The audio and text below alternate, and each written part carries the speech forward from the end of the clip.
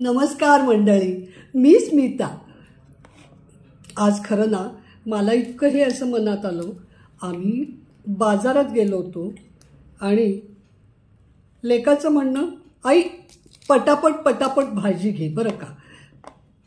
म्हणजे मला बाजारात गेलं ना की छान हिरव्या ताज्या भाज्या बघितल्या की मन आनंद। मी काय करते की जेवढ्या भाज्या घ्यायच्या तेवढ्या असं नाही, संपूर्ण बाजार हिंडून बघते बरं का। म्हणजे मग काहीतरी व्हरायटी असते किंवा काहीतरी म्हणजे असं ताजी भाजी एकदम मिळते, तर हे बघायला मिळतं, त्याचा आनंद असतो आणि मग काहीतरी घेता येतं। आणि घरात सांगू का, थोडीशी भाजी जास्त ठेवली तर पटकन काहीतरी बनवायला पण सोपं पडतं।